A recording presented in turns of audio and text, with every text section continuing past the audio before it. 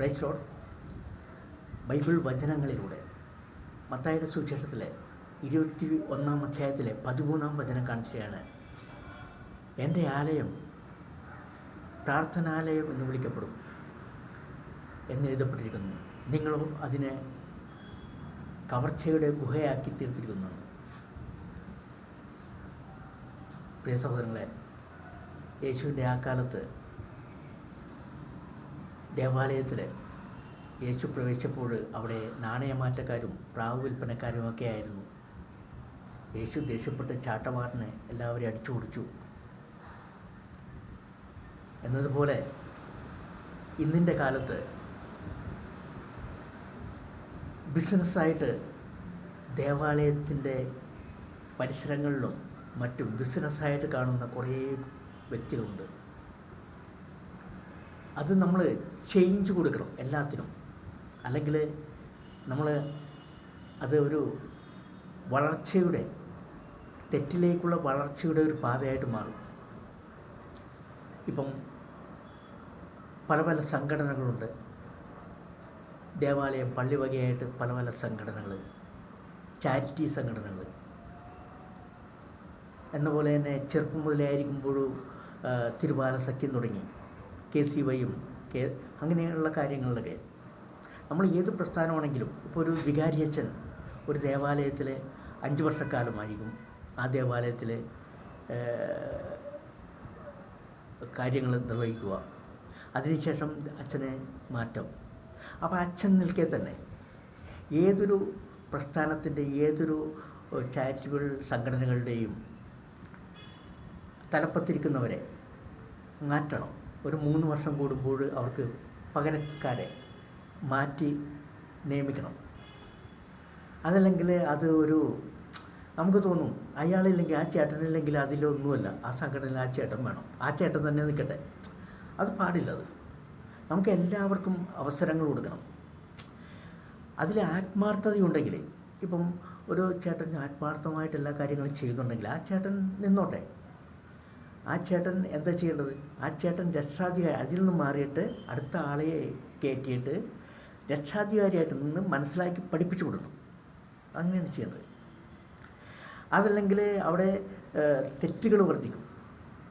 അതൊരു കുടുംബക്കാരുടെ സ്വത്തായിട്ട് മാറും.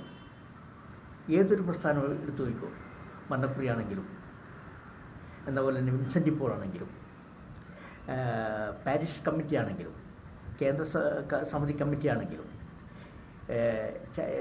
ചാരിറ്റബിൾ എന്തെങ്കിലും അങ്ങനെയുള്ള സംഘടനകളാണെങ്കിലും എന്ത് പ്രസ്ഥാനമാണെങ്കിലും നമ്മളതിലുള്ള ആ സ്ഥാനമാനങ്ങളിൽ നിൽക്കുന്നവരെ ഒരു 3 വർഷത്തിന് ശേഷം അവരെ മാറ്റുക, അടുത്ത അവരെ തിരഞ്ഞെടുക്കുക.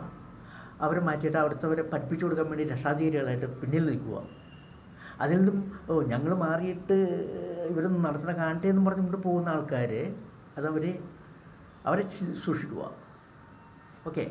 അപ്പോൾ എവിടെയും കവർച്ചയും ദേവാലയങ്ങളിലൊക്കെ സംഭവിക്കുന്നെങ്കിൽ ഇത് ബിസിനസ്സായിട്ട് കാണുന്ന ആൾക്കാരുണ്ട്. ഇതൊക്കെ ബിസിനസ്സായിട്ട് കാണുന്നതാണ്. അതില്ലാതിരിക്കാൻ വേണ്ടിയിട്ടാണ്. ശരിക്കും ദേവാലയം എന്ന് പറയുന്നത് നമ്മുടെ ഹൃദയമാണ് ദേവാലയം. ആ ദേവാലയത്തിൽ നീതിയും സത്യവും കാരുണ്യവും വിശ്വസ്തതയൊക്കെ ഉണ്ടെങ്കിൽ ഈ നമ്മൾ ഒന്നിച്ചു കൂടുന്ന ദേവാലയങ്ങളിൽ എന്ത് പ്രസ്ഥാനത്തിലും അവിടെ സന്തോഷകരമായിരിക്കും, സംതൃപ്തികരമായിരിക്കും. ഒന്നിനും ഒരു കുറവുണ്ടാവുകയില്ല. ആരും ഒരു പിറുപിറുപ്പോ പരിഭവവും പറയില്ല. അവിടെ എത്തിയിരിക്കും. അതല്ലെങ്കിൽ അയാളങ്ങനെ ചെയ്തു, ഇയാളങ്ങനെ ചെയ്തു എന്നുള്ള പരിഭവങ്ങളൊക്കെ വരും. അപ്പോൾ എപ്പോഴും ചേഞ്ച് ചെയ്ത് മാറ്റും. ചിലപ്പം നിൽക്കുന്ന ആൾക്കാർ, ഇപ്പോഴത്തെ പുതിയ പിള്ളേരൊക്കെ തലമുറ ഇപ്പോഴുള്ള പിള്ളേരൊക്കെ വിദ്യാഭ്യാസമുള്ള പിള്ളേരാണ്. അവരും നിൽക്കുന്നില്ലെങ്കിൽ വിദ്യാഭ്യാസം ഇല്ലാത്ത ആൾക്കാരെ ഏൽപ്പിച്ചോ, എന്നിട്ട് അവർക്ക് പിന്തുണ കൊടുത്ത് പറഞ്ഞ് പഠിച്ച് കഴിഞ്ഞാൽ അവർക്ക് അവരാകും. 1 വർഷം കൊണ്ട് അവരായി. അപ്പോൾ ഏത് പ്രസ്ഥാനമാണെങ്കിലും ഒരു 3 വർഷത്തിൽ കൂടുതൽ ഒരു ആരെയും നിർത്തരുത്. അതല്ലെങ്കിൽ അവിടെ ബിസിനസ്സായിട്ട് മാറും. മനസ്സിലാവണ്ട. ഇപ്പം ദേവാലയം പണിക്ക് വേണ്ടിയിട്ടോ പാരിഷ് കമ്മിറ്റിക്ക് വേണ്ടിയിട്ടോ ഇപ്പോൾ നമ്മൾ ദേവാലയങ്ങളിൽ വിളിച്ചു പറഞ്ഞിട്ട് ഇന്ന് ബിസിനസ്സൊക്കെ നടത്താറുണ്ട്. ചിലപ്പോൾ ബിരിയാണി ചാലഞ്ച്, എന്നപോലെ തന്നെ മറ്റേ എന്തെങ്കിലും സ്നാക്സൊക്കെ ഉണ്ടാക്കിയിട്ട് വിൽക്കുന്ന പരിപാടി, അതേപോലെ തന്നെ അച്ചാറുകൾ, അതൊക്കെ. പക്ഷേ അതൊക്കെ നല്ലത്. കാരണം നമ്മുടെ ആവശ്യങ്ങൾക്ക് വേണ്ടിയിട്ടാണ്. അത് കഴിഞ്ഞാൽ നിർത്തിക്കോളണം, സ്റ്റോപ്പ് ചെയ്തോളണം. അത് കണ്ടിന്യൂ ചെയ്യരുത്. നമ്മുടെ ആവശ്യം നേടിക്കഴിഞ്ഞാൽ നിർത്തിക്കോളണം. ആത്മീയത എന്ന് പറയുന്നത് അത് നമ്മുടെ ആത്മീയതയ്ക്ക് വേണ്ടിയിട്ട് കൂടുന്നതിന് വേണ്ടിയിട്ടുള്ള കാര്യങ്ങൾക്ക് വേണ്ടിയിട്ടും ഇപ്പം ഒരു പള്ളി ദേവാലയത്തിൽ വെച്ചിട്ട് നമ്മൾ ഇതേപോലെ തന്നെ ആൾക്കാരിൽ നിന്ന് ഫണ്ട് വാങ്ങിച്ചിട്ട് ഇപ്പോൾ നമുക്കൊരു പാരിഷ് ഹാള് വേണം. ആ പാരിഷ് ഹാള് പണിത് കഴിയുമ്പോൾ ആ പാരിഷ് ഹാളിൽ വൻ ഒരു റേറ്റ് വാടക വെച്ചിട്ട് ബിസിനസ് നടത്തുന്നത് മനസ്സിലാവണ്ട.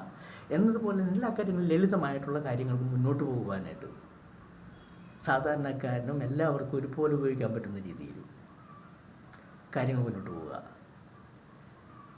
അല്ലെങ്കിൽ ഇപ്പം ഈ ചാട്ടവാറിനടി എന്ന് പറയുന്നത് ബിസിനസ്, അതായത് നമ്മളുടെ ഉള്ളിൻ്റെ ഹൃദയത്തിൽ ദൈവത്തിന് ഒന്നാം സ്ഥാനം കൊടുക്കണം. അവിടെ ഒന്നാം സ്ഥാനം കൊടുത്തു കഴിയുമ്പോൾ ഈ പറഞ്ഞതെല്ലാം നമ്മൾ കറക്റ്റായിട്ട് നമ്മൾ പോവുള്ളൂ. അതല്ല, നമ്മൾ ഹൃദയത്തിൽ നമ്മൾക്കെപ്പോഴും പണം, സമ്പത്ത് അതെങ്ങനെ വർദ്ധിപ്പിക്കാം. അത് നമ്മൾ പള്ളിയിൽ വന്നിരിക്കുമ്പോഴും കുർബാന കാണുമ്പോഴും അച്ഛൻ ചോദിക്കും ഇന്ന് ഏത് സുവിശേഷമാണ് വായിച്ചതെന്ന് ചോദിക്കുമ്പോഴും നമ്മൾ പറഞ്ഞു പോകുന്നത് ഇന്ന് ഷെയർ മാർക്കറ്റ് ഡൗണാണ്, സ്വർണം അയ്യോ മേലോട്ട്, ആ ചിന്തയായിരിക്കുള്ളൂ.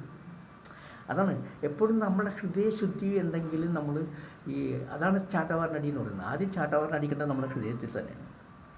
അതല്ലെങ്കിൽ ദൈവം വന്ന് നമ്മുടെ കൂട്ടായ്മകളിലൊക്കെ കൂടുമ്പോഴും പണം എന്നുള്ള രീതി വരും. അപ്പം ദൈവത്തിൻ്റെ ആലയം പ്രാർത്ഥനാലയം എന്ന് വിളിക്കപ്പെടും. അത് ആ പ്രാർത്ഥനാലയം പോലെ തന്നെ മുന്നോട്ട് പോകണം. പ്രിയ സഹോദരങ്ങളെ, എന്നെ കേൾക്കുന്ന എല്ലാവർക്കും നന്ദി. Thank you.